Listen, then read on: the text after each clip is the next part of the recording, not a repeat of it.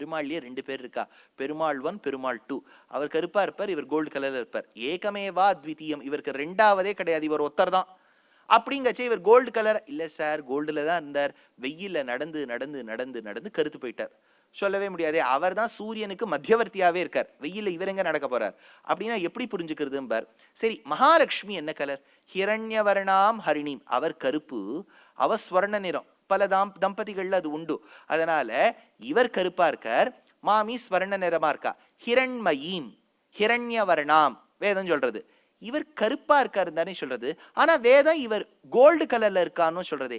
எப்படி இதை புரிந்து கொள்வதுன்னா, பெருமாள் கருப்பு தான், இல்ல சந்தேகமே இல்லை, அதை அண்டர்லைன் பண்ணி டிக் போட்டுக்குங்க.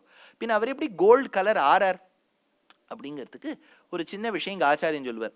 இப்போ நம்ம தியேட்டர்லாம் போகும்போது, அதுவும் தமிழ்நாட்டில் கேட்கவே வேண்டாம், அந்த நடிக்கக்கூடிய அவரை ரொம்ப நமக்கு பிடிச்சு போயிடுத்துன்னா, தைத்திரேய உபநிஷத்துல பிருகுவல்லி அவர் சொன்னார், இதெல்லாம் நாங்கள் பல்கலைக்கழகத்தை சொல்லுவோம், அதை சொல்லி அவருக்கு பால்லியே திருமஞ்சனம் பண்ணுவோம். அப்பேற்பட்டவருடைய திவ்யமங்கல விக்கிரகத்துக்கு பிருகுவல்லியை சொல்லி இருக்கக்கூடிய வேத பங்கிகள்லாம் சேவிச்சு, ஒரு பக்கம் பிரபந்தம், ஒரு பக்கம் வேதம், இதெல்லாம் சொல்லி அப்பேற்பட்ட திவ்ய சௌகுமாரிய லாவண்யாதிகளோடு கூடிய அந்த அந்த நடிகருக்கு நம்ம அழகா திருமஞ்சனம் பண்ணி வைப்போம். அப்ப என்னன்னா, அவருக்கு அவர் நடிச்ச படத்தை போய் பார்க்கறதுக்கு முந்தின நாள்லேருந்தே நம்ம கியூல இருந்து ஃபர்ஸ்ட் டே ஃபர்ஸ்ட் ஷோ பார்த்து அவர் தியேட்டர்ல போனோம்னா பார்ப்போம். அப்ப என்னன்னா, தியேட்டர் வாசல்ல நம்மள மாதிரி இருக்கக்கூடிய பக்தர்கள் இருக்கா பாருங்க, அவளை ஊக்குவிக்கிறதுக்கு அவருடைய திருமேனி, சௌகுமாரியமான திருமேனியுடைய கட் அவுட்டை போட்டு வைப்பா. அது நங்கநல்லூர்ல இருக்கக்கூடிய ஆஞ்சநேயருக்கு போட்டி அந்த கட் அவுட். அது 40 அடியில இருக்கும். ஆச்சரியமா கேசாதி பாதமா அவரை சேவிக்கிறான். அக்ரே பஷ்யாமி தேஜோ நிவிடதர கலா யாவலீலோபனீயம்லேருந்து ஆரம்பிச்சு கீழே விஸ்வநாத க்ஷமேதாக என்ன மன்னிச்சுடு பகவானே அப்படின்னு கேட்டார். வாஸ்தவம் மன்னிக்க தான் வேணும், ஏன்னா இதெல்லாம் பாக்குறோம் இல்லையா. அப்பேற்பட்ட திருமேனியோட அவரை கட் அவுட் பண்ணி வச்சுப்பா. இப்ப இந்த தெர்மோகோல் மெட்டீரியல் எல்லாம் கட் அவுட் போடும்போது அதுக்கு மேல ஒரு பிளாக் சார்ட் போட்டுருவா. போட்டுட்டு அப்புறம் தான் டிஜிட்டல் பிரிண்ட்லேருந்து எடுத்து இவருடைய திருமேனியை அங்கடையாளங்களோடு கரெக்டாக அதுக்கேற்ற மாதிரி வைக்கணும். அதில் பல விஷயங்கள்லாம் பண்ணணும். இப்போ கொஞ்சம் அவருக்கு வயசு தட்டி இருக்குன்னு வச்சுங்கோ, அவரை சௌகுமாரியமாக தான் காமிக்கணும். அப்போ அதில் இருக்கக்கூடிய முடியெல்லாம் கொஞ்சம் வெள்ளை கருப்பாக்கி இதெல்லாம் காமிக்கணும். இப்போ அதெல்லாம் மண்டத்துக்கு முன்னாடி கருப்பு சார்ட்டு ஒட்டி வைக்கிறான்னு வச்சுங்கோ. அந்த கட் அவுட்டு ஒரு 40 அடிக்கு அந்த பக்கம் இருக்கு. நீங்கள்லாம் பக்தர்கள், நம்ம எல்லாம் பக்தர்கள் இந்த பக்கத்தில் நின்றுட்டு இருக்கோம். அப்பேற்பட்டவருக்கு திருமஞ்சனம் பண்றதுக்கு முன்னாடி இந்த கட் அவுட் இருக்கு. அந்த கட் அவுட்ல ஹிருதய குகையில நாபியா ஆசீத் அந்தரிக்ஷம்க்கு மேல அந்த இடப்பகுதியில எந்த இடத்துல ஹிருதய கமலம் இருக்கோ அந்த இடத்துல ஒரு ஓட்டையை போட்டுடுறோம். ஓட்டையை போட்டுட்டு இப்போ முன்னாடி நிறைய ஸ்கிரீன் எல்லாம் இருக்கு. ஸ்கிரீனை வச்சு அவ ஓபன் பண்ண போறா. பண்ணும்போது அவருக்கு முதல்ல மந்திர புஷ்பம்லாம் சொல்லிட்டு திறக்கணும். இப்போ பின்னாடி ஒருத்தர் அங்க கட்டையை கட்டின்னு மேல உட்காந்துட்டு இருப்பார். உட்காந்துட்டு இருக்கும்போது டார்ச்சை கையில வச்சுட்டு இருக்கார். டார்ச் சூரியன் மாதிரி நல்லா மஞ்சேல்னு இருக்கக்கூடிய கோல்டு கலர்ல இருக்கக்கூடிய வெளிச்சத்தை பொழியும்.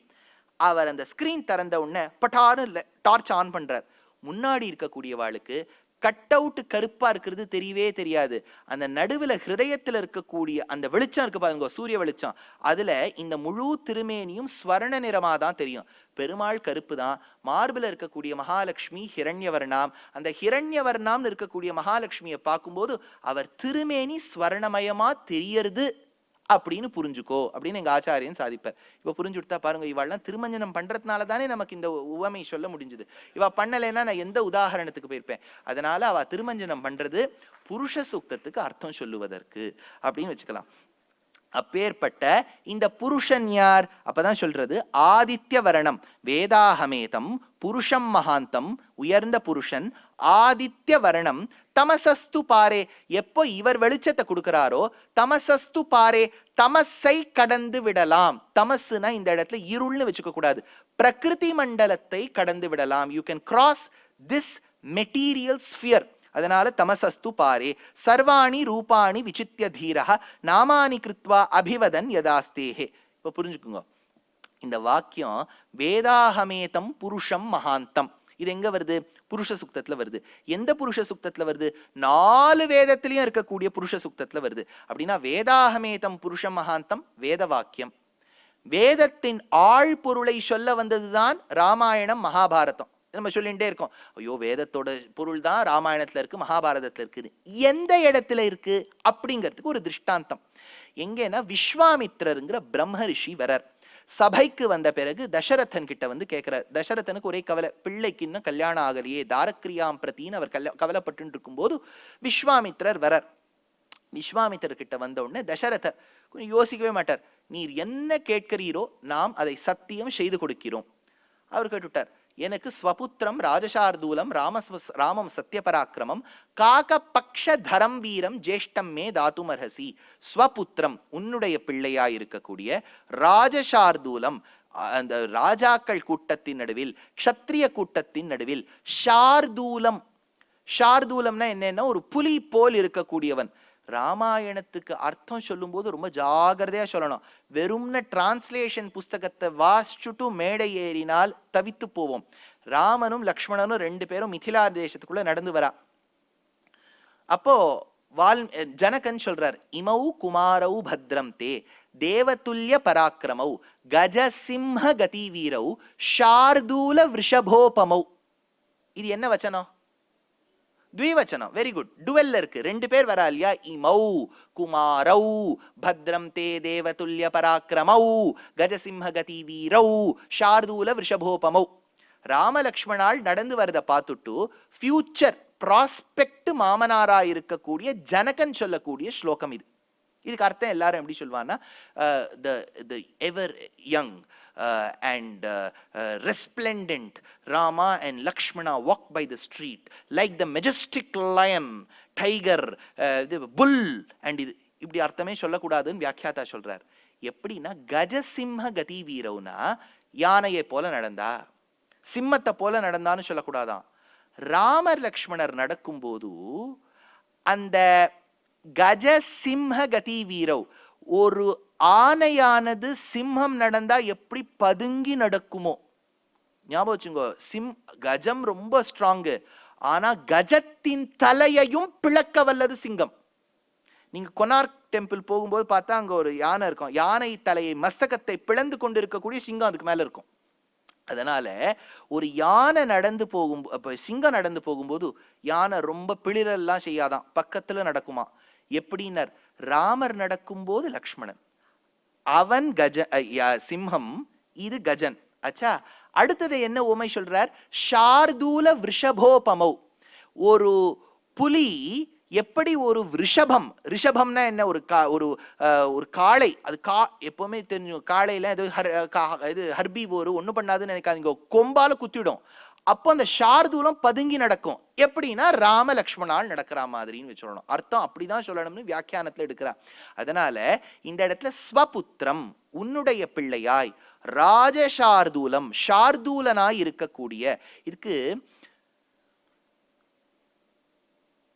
கோபலி வர்தன்யாயம்னு பேர் சம்ஸ்கிருதத்துல.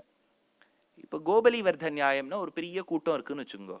நான் இன்னார கூட்டுண்டுவான்னு சொல்லணும். நான் என்ன சொல்லணும்? கிருஷ்ணமாச்சாரிய கூட்டுன்வா அப்படி சொல்லாம, அவர் பெரியவர் இருக்காரு, அவர் கூட்டுன்வான்னு சொல்றேன். வந்தவர் பார்த்தார், எல்லாரும் பெரியவாளாதான் இருக்கான் பாக்குறதுக்கு. உடனே அவர்கிட்ட போய் கேட்கிறார், எந்த பெரியவர்? அதான்ண்ணா பெல் பாட்டம்ஸ் பேண்ட் போட்டுன்னு இருப்பாரே, அவரை போய் கூட்டுன்வா. அந்த 100 பேர்ல 10 பேர் பெல் பாட்டம்ஸ் போட்டுன்னு இருக்கா.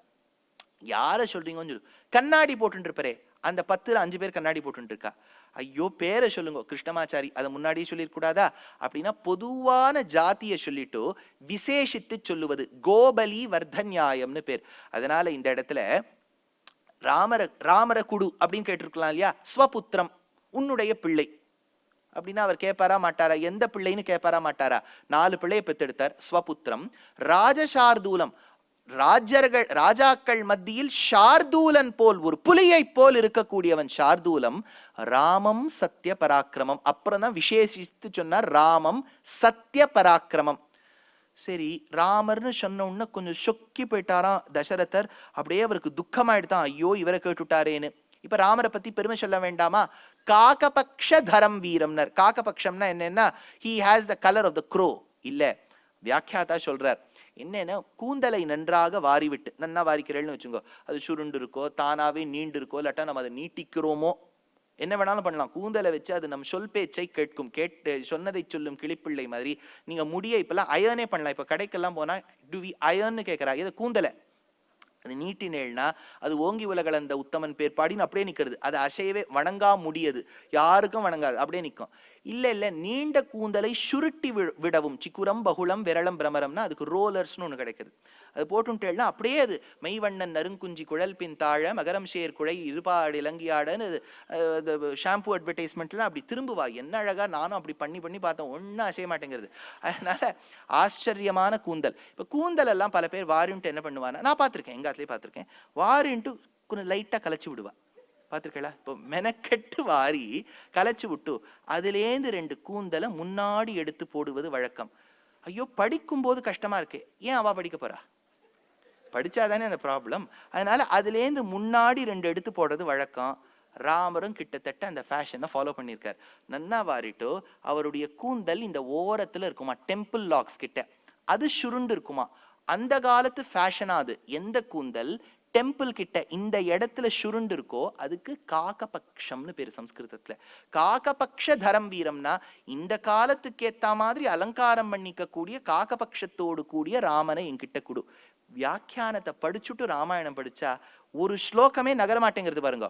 அப்பேற்பட்ட பிள்ளைய குடுன்னு கேட்டார். தசரதர் கீழே விழுந்துட்டார். விழுந்த உடனே வசிஷ்டோபி மகாதேஜாஹா, வசிஷ்டர் கூட ஒத்துப்பார், ஒத்துக்கவே மாட்டார் அவர். ஆனா வசிஷ்டர் கூட ஒத்துக்கக்கூடிய விஷயம் இருக்குன்னா, ராமன் வீரன் சாமர்த்தியம் படைத்தவன் என்கின்ற விஷயத்துல நானும் வசிஷ்டரும் ஒத்து போயிடுவோம் விஸ்வாமித்ரர். வசிஷ்டோபி மகாதேஜாக ஏச்சேமே தபசி ஸ்திதாகனர். அப்ப ராமரை கூப்பிடுனார். அப்ப ராமனை எதுக்கு கேட்கிறேள்? குழந்தையாச்சே அவன், ஊனஷோடச வருஷோமே ராமோ ராஜீவ லோச்சனா ந யுத்த யோக்கியதாமியஸ்ய பஷ்யாமி சஹராட்சசைஹி. 16 வயசு கூட ஆல சுவாமி. இப்ப யாராவது உங்க வயசு என்னன்னு கேட்டா நீங்க என்ன சொல்வேள்? 22 கூட ஆகல அப்படியா சொல்வேள்? வயசு என்னன்னு கேட்டா வயசை சொல்லணும். 21 ஆயிருக்கு, 22 ஆக போறது, 22 கூட ஆகலேன்னு ஏன் சொல்லணும் அப்படின்னா, அந்த காலத்துல யுத்தம் பண்றதுக்கான வயசு 16ஆம், ராமருக்கு 12. இவர் யுத்தம் பண்றதுக்கு தானே கூப்பிடுறார். அப்ப 16 கூட ஆலைன்னு தான் சொல்லணும். உங்க பிள்ளை வண்டி ஓட்டுறானா? 18 கூட ஆலை சொல்றோமா இல்லையா? அந்த மாதிரி 16 கூட ஆல. ஊன ஷோடச வருஷோமே ராமோ ராஜீவலோச்சனா. என் பிள்ளை ராமனை கேட்கிறேளே தாமரை கண்ணன். டிரான்ஸ்லேஷன் என்ன எழுதிருப்பா தெரியுமோ? Why do you ask my son, the lotus-eyed one who is not 16 years of age? question mark போடுவா. ஏன் தாமரை கண்ணன்னு சொல்லணும்? விஸ்வாமித்ரரே, நீங்க சண்டை போட கூட்டுன்னு போறது ராட்சசால் கிட்ட. அவ எழுந்துக்கிறதே ராத்திரி 9 மணி, கார்த்தால தூங்குறதே 5 மணி. என் பிள்ளை தாமரை கண்ணன். சாயங்காலம் 6 மணி சூரிய அஸ்தமனம் ஆயிடுச்சுன்னா தாமரை எப்படி மூடுமோ, இதுவும் தெரிஞ்சாதம் சாப்பிட்டுட்டு என் குழந்தை தாச்சி தூங்கிடும்.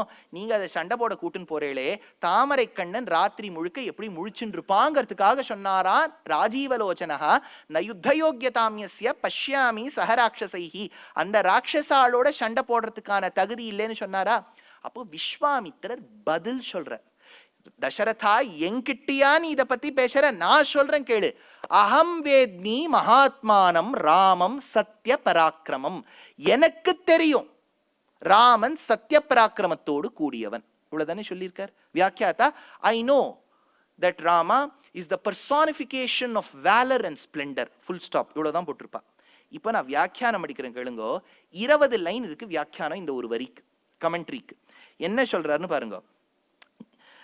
பாஹ்ய சக்ஷுசால் அறியமாட்டாய், மனச்சக்ஷுசால் அறிவாய் போலும்.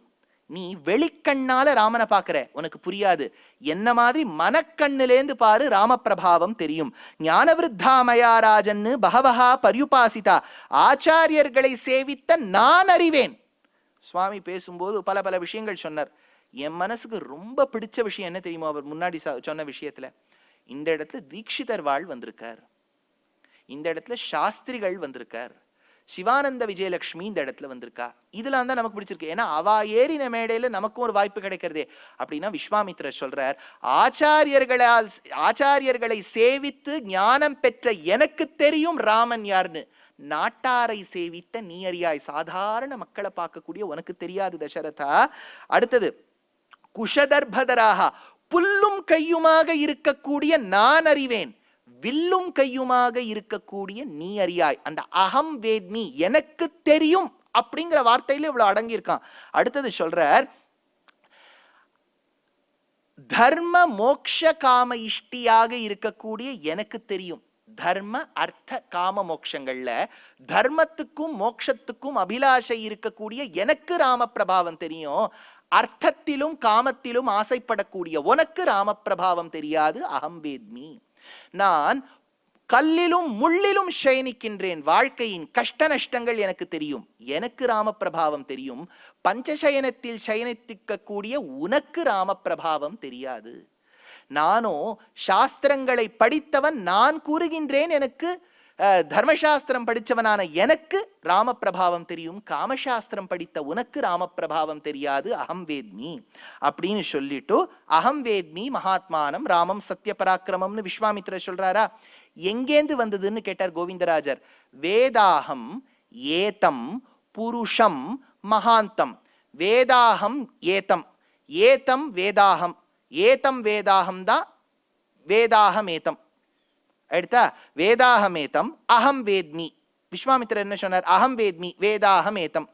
புருஷம்னு வேதம் சொல்லித்தா ராமம், மகாந்தம்னு வேதம் சொல்லித்தா சத்திய பராக்கிரமம். அகம் வேத்மி மகாத்மானம் ராமம் சத்திய பராக்கிரமம். வேதாகமேதம் புருஷம் மகாந்தம். அதனால ராமாயணத்தில் சொல்லப்பட்டது வேதமே. அதனால இந்த இடத்துல சாதிக்கிறார், வேதாகமேதம் புருஷம் மகாந்தம் ஆதித்ய வர்ணம் தமசஸ்து பாரே. இந்த பிரகிருதி மண்டலத்தை கடந்து சென்றால் தமஸ கடக்கலாம். பெருமாள் கிட்ட போகணும்னா இந்த பிரகிருதி மண்டலத்தை கிடைக்கணும். பிரகிருதி மண்டலம் தமஸ் அப்படிங்கிறது எங்க தெரியறதுன்னா, பாத்ம புராணத்துல உத்தரகாண்டத்துல சொல்லியிருக்கா. அசங்கேய பிரகிருதேஹே ஸ்தானம் நிபிடத்வாந்தம் அவ்யயம் ஊர்த்வம் து சீம்னி விரஜா நிசீமாக சனாதனி பிரதான பரமவ்யோம ஸ்தோனந்தரே விரஜானதி வேதாங்கஸ்வேத ஜனிததோயைஹி பிரஸ்ரவிதா சுபா தஸ்யாஹ பாரே பரே வியோம்னி திரிபாத் விபூதிஹி சனாதனி. இப்பேற்பட்ட திரிபாத் விபூதியை சென்று அடைய வேண்டும் என்றால் இந்த விரஜா நதியை கடக்க வேண்டும். அப்படின்னா இந்த பிரகிருதி மண்டலத்தை தாண்டணும். பிரகிருதி மண்டலத்துக்கு இருக்கக்கூடிய பெயர் தமஹா. அதனால ஆதித்ய வர்ணம் தமசஸ்து பாரே, தமஸ கடக்கணும். சர்வாணி ரூபாணி விசித்திய தீரஹ நாமானி கிருத்வா அபிவதன்யதாஸ்தே. அடுத்த மந்திரம் 17வது மந்திரம். தாத்தா புரஸ்தாத்யமுதா ஜஹார சக்ரஃப் பிரவித்வான் பிரதிஷ்ச தஸ்ரஹ தமேவம் வித்வான் அமிர்த இஹ பவதி நான்யஃப் பந்தா அயனாய வித்யதே. யம் தாத்தா புரஸ்தாத் உதஜஹார பிரதமதः சதுர்முகः பகவந்தம் பரமாத்மானம் பரமபுருஷ ஞானம் ஞாதவான் ஏவம் இந்திரஹ வாமதேவாதயஸ்ச ஞாதவந்தः. இவர்தான் பரமபுருஷன் எப்படி தெரியும்னு வேதம் கேட்டது. முதல்ல ஞானத்தை பெருமாள் பிரம்மாவுக்கு உபதேசிக்க, பிரம்மாவானவர் இந்திரனுக்கு பிரதர்தனாதிகளை கொண்டு மகர்ஷிகள் வாமதேவரை கொண்டு உபதேசிக்க ஞானம் கிட்டியதாம். அப்படின்னா என்ன தெரியறதுன்னர், தமேவம் வித்வான் அமிர்தைஹ பவதி. எவன் ஒருவன் சதாச்சாரியனை ஆசிரித்து நல்ல ஞானம் பெறுகின்றானோ அவனுக்கு தான் ஆழ்பொருள் தெரியும். சனாதன தர்மத்துல பெருமாளுக்கு சமமா ஆச்சாரியன்னு சொல்லப்பட்டிருக்கு. ஆச்சாரியனுக்கு அவ்வளவு முக்கியத்துவம். ஆனா தேசிகனுக்கு 750 வருஷத்துக்கு முன்னாடியே ஆச்சாரியன்னா எப்படி இருக்கணும்னு குணலட்சணங்கள் எடுக்கிறார். சித்தம் சத் சம்பிரதாயே ஸ்திரதியம் அனகம் ஸ்ரோத்ரியம் பிரம்மனிஷ்டம். வேதத்தை கற்றவனும் வேதத்தில் இருக்கக்கூடிய கருத்தை நன்றாக ஆராய்ந்து தன்னுடைய ஆச்சாரியனிடத்தில் கற்றவனும், அந்த ஆழ்பொருள் வேதத்துக்கு சமுதாயத்தில் ஏத்தவாறு எல்லா மக்களையும் நன்றாக பாவிப்பவனும், ஸ்ரோத்ரியம் பிரம்மனிஷ்டம் எப்பொழுதும் பிரம்மத்தினிடத்தில் சிந்தனையோடு இருப்பவனும், பிரம்மனிஷ்டம் சத்தஸ்தம் சத்தியவாச்சம் சத்தியத்தையே பேசக்கூடியவன், சமயநியத்தையா சாதுவிருத்தியா சமேதம் நல்ல குணங்களோடு இருந்து பாகவதோத்தமர்களை நன்றாக மதிக்க தெரிஞ்சவனும், ஸ்ரோத்ரியம் பிரம்மனிஷ்டம் சத்தியஸ்தம் சத்தியவாச்சம் சமயநியத்தையா சாதுவிருத்தியா சமேதம் டம்பா அசூயாதி முக்தம் நிஜ விஜயிகணம் தீர்க்கபந்தும் தயாளும். டம்பை அசூயை பொறாமையெல்லாம் கடந்து இருக்க வேண்டும் ஆச்சாரியன். ஸ்காலித்யே சாசிதாரம். அடுத்த குணம் சொல்றார் ஆச்சாரியனுக்கு, ஸ்காலித்யே சாசிதாரம். எதிர்க்க தன்னுடைய சிஷ்யன் ஏதாவது தவறு செய்தால் உடனே திருத்தி பணி கொள்பவர் ஆச்சாரியன். ஞாபகம் வச்சுங்க. ஐயோ இவன் கொடுக்குற தனம் சம்பாவனை விட்டுட்டா, இவன் ஏதாவது சொல்லிட்டா என்ன பண்றதுன்னு கம்மன் இருக்கும் பாருங்க. ஸ்காலித்தே சாசிதாரம். அப்படி ஆச்சாரியன் கூட திருத்தி பண்ணி கொள்ள வேண்டும். ஸ்காலித்தே சாசிதாரம் வசதி ஹிதபரம். இதுதான் தேசிகம் பூசுரிப்சேத்துன்னு தேசிகன் எடுத்தார். இப்படிதான் ஒரு ஆச்சாரியன், தேசிகன்னா ஒரு ஆச்சாரியன் அர்த்தம், ஆச்சாரியன் இருக்கணும்னு சொன்னார். அதனால ஒரு ஆச்சாரியன் ரொம்ப முக்கியம். சனாதன தர்மத்தை அது இருக்கவே இருக்கக்கூடாதுன்னு சொல்லல, ரொம்ப முக்கியம் ஆச்சாரியன் வேணும்னு கொடுத்து. ஆனா ஒரு ஆச்சாரியனுக்கு லட்சணமும் சொல்லியிருக்கு. அதனால ரொம்ப ஜாகிரதையா கலியுகத்துல இருக்க வேண்டும். ஸ்ரீமத் பாகவதத்திலேயே சொல்லியிருக்கா, போக போக இருக்கக்கூடிய சன்னியாசிகள் எப்படி இருப்பா, போக போக இருக்கக்கூடிய கிரகஸ்தர்கள் எப்படி இருப்பா, கலியுகம் எப்படி இருக்கும், எப்படி முற்றும், இதெல்லாம் சொல்லியிருக்கா. ஏத்தவாறு ஆச்சாரியனை பிடிச்சுக்கணும். ஒன்னே ஒண்ணு, நான் அடிக்கடி உபன்யாசங்கள்ல ரொம்ப லைட்டா சொல்லுவேன், இதை ஜாகிரதையா புரிஞ்சுக்குங்க. அவர் இதை பண்ணார், நான் கண்ணை மூடினா உடனே வந்தார், நான் கண்ணை மூடி நினைச்சேன் இவர் எனக்கு இதை கொடுத்தார், அப்படிங்கிற விஷயம் எல்லாம் ஒரு ஆச்சாரியனுக்கு லட்சணம் இல்லை. அந்த மாதிரி வித்தைகள் எல்லாம் அந்த காலத்திலேருந்து ஆச்சாரிய புருஷர்கள் பண்ணலாம். அது ஒன்றும் ஆச்சரியம் இல்லை. அனிமா சித்தி அஷ்டமா சித்தி இல்லைன்னு தெரிஞ்சா கையிலேருந்து வர வைக்கலாம், எதை வேணாலும் பண்ணலாம். ஆனால் ஒரு சதாச்சாரியன் என்பவர் சிஷ்யனுக்கு வழிகாட்ட வேண்டும். நீ சாஸ்திரத்தை படி, உன் கர்மாவை செய், ஸ்ராத்தாதிகளை பண்ணு, பித்ருகர்மா பண்ணு, தேவகர்மா பண்ணு, உன் கர்மா என்ன கஷ்டம் கொடுத்தாலும் அதை லைட்டா பெருமாள் கிட்ட சமர்ப்பிச்சுட்டு வாழ்க்கையை நடத்து. இப்படி சொல்றவர் தான் ஆச்சாரியனை ஒழிய 15 விஷயங்களை பண்ணு எல்லாம் சரியாயிடும். பரிகாரங்கள்லாம் இருக்கவே இருக்கு சாஸ்திரத்தை. பரிகாரம் இல்லைன்னு சட்டுன்னு சொல்லிட முடியாது. ஆனா சாஸ்திரோக்தமான பரிகாரங்களை செய்ய வேண்டும். அதே சமயத்தில் வரும் கஷ்டத்தை இதுவும் நம்ம கர்மாவசியம்தான் ஏற்றுக்கொள்ளக்கூடிய பக்குவத்தை இந்த சாஸ்திரம் கொடுக்கணும். இதை எப்படி போக்கடிக்கிறதுங்கிற வழி, கஷ்டம் வரவாளுக்கு அப்ப சொல்வா, சுவாமி கஷ்டம் வந்தால்தான் தெரியும். வாஸ்தவம், கஷ்டம் வரும்போது இந்த கஷ்டம் விலகாதான் நினைக்கிறது ஒன்றும் பெரிய விஷயம் இல்லை, சாதாரண மனுஷன் நினைக்கக்கூடியது தான்.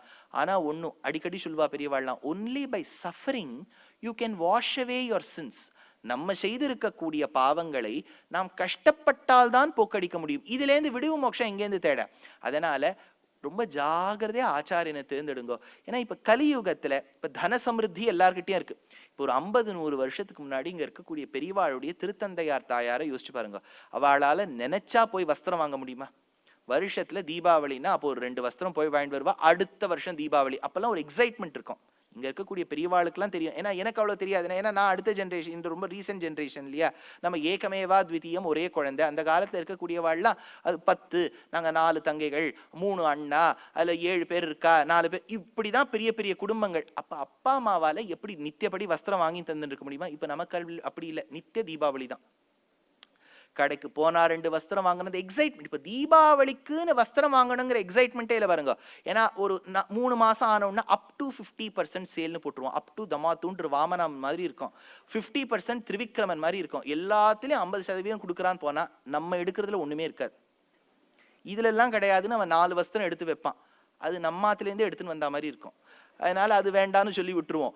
அதனால இந்த தீபாவளிக்கு இப்போ ஒரு எக்ஸைட்மெண்ட் இருக்கிறது இல்லை. ஏன்னா இப்ப இருக்கக்கூடிய தலைமுறை, நான் இன்னும் சேர்த்துக்கிறேனே, நம்ம ஒண்ணு அந்த கஷ்டத்துல இப்ப நிலத்துல உட்காந்து சாப்பிடணும், கிணத்துலேருந்து ஜலம் எடுத்து முதல்ல வார்க்க வேண்டும், இப்படிங்கிறதே பாதி பேர் நமக்கு தெரியாது, எனக்கு தெரியாதுன்னு வச்சுக்கோங்க. ஏன்னா நம்ம பிறக்கும் போதே கம்ப்யூட்டர் இருக்கு, பிறக்கும் போதே அது இருக்கு, பிறக்கும் போதே இது இருக்கு. இப்படி ஒரு சௌகரியங்கள் இருப்பதால் கொஞ்ச நாள் எலக்ட்ரிசிட்டி இல்லைன்னா தவிச்சு போயிடுறோம் பாருங்க. அப்ப கொஞ்சம் நினைச்சு பார்க்கணும், ஒரு 100 வருஷத்துக்கு முன்னாடி அவள்லாம் எப்படி இருந்தா? இதே சூரியன் தானே இருந்தார், வேற ஏதாவது சூரியன் இருந்தாரா? இல்ல. எப்படி அவள்லாம் அப்படி பழகி போயிடுத்த அவளுக்கு? நமக்கு அப்படி இல்லையே. கொஞ்ச நாள் போயிடுத்துனா பேக்கப் இல்லையா, எலக்ட்ரிசிட்டி இல்லையா, ஜெனரேட்டர் இல்லையா, எப்படி இருப்பது? அந்த சமயத்துல இந்த இன்டர்நெட் இல்லைன்னா தவிச்சு போயிடுறேன். இப்ப முடிச்ச உடனே அந்த ஃபிளைட் மோட்ல இருந்து எடுத்து யார் யார் என்னென்ன எழுதியிருக்கா நம்ம பார்க்க வேண்டாமா? அந்த வம்பு தும்புக்கெல்லாம் போக வேண்டாமா? இவர் அவரை பின்னாடி தொடர, அவர் இவர் பின்னாடி தொடர பார்க்க வேண்டாமா? சௌகரியங்கள் தேவை. சௌகரியங்கள் நமக்கும் தேவைன்னு இருக்கும்போது நம்ம நடுவில் உற்பத்தமாகும் ஆச்சாரியனுக்கும் தேவைப்படுறது. யோசிச்சு பாருங்க. அதுல ஒரு பெரிய எக்ஸெப்ஷன், இந்த கலியுகத்தில் வாழ்ந்து அண்மையில் வாழ்ந்தும் எந்த ஒரு வாகனமும் பயன்படுத்தாமல் ரொம்ப சௌலபியத்தோடு எப்படி இருக்க வேண்டும்னு வாழ்ந்த மகனீயர் காஞ்சி மகாபிரிவா. ஆசேது ஹிமாச்சலம் பண்றது ஒண்ணு சாதாரண விஷயம் கிடையாது. அவருடைய திருமேனியை பார்த்தா அது எவ்வளவு, அதனால எலும்பு கூடுக்கு மேல ஒரு சின்ன அளவுக்கு அந்த துவச்சை இருக்கா மாதிரி இருக்கும். நம்ம இருக்கக்கூடிய சரீரத்துக்கு நம்ம தான் ஆசேது ஹிமாச்சலம் நடக்கணும். இந்த ஸ்தூல சரீரத்துக்கு நம்ம தான் நடக்கணும், அவர் நடக்கணுங்கிற அவசியக்கத்தை இல்லை. ஆனால் இப்போது அண்மையில் வாழ்ந்து ஒரு சன்னியாசி எப்படி வாழ வேண்டும் இருக்கக்கூடியவர் அவர். ஆனா எல்லாரும் அப்படி இருப்பான்னு சொல்ல முடியாது, அதை விமர்சிப்பதற்கும் நமக்கு தகுதி இல்லை. அதனால அப்பேற்பட்ட அந்த வரியில ஒரு ஆச்சாரியன் ரொம்ப முக்கியம்னு சொல்றா. அதனால இந்த ஆழ்பொருள் தெரிஞ்சுக்கிறதுக்கு ஆச்சாரியன் வேணும். ஆச்சாரியன் ரொம்ப ஜாகிரதையா நம்ம தேர்ந்தெடுக்கணும்.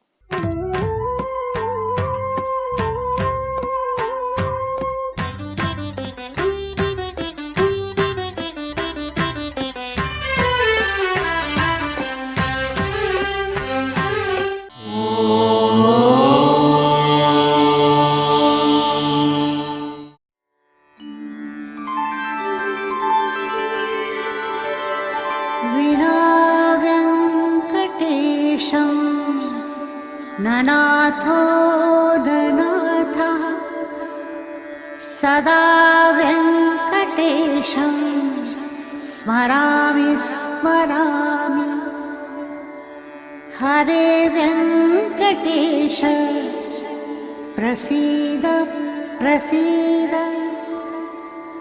प्रियं वेङ्कटेश प्रयच्छ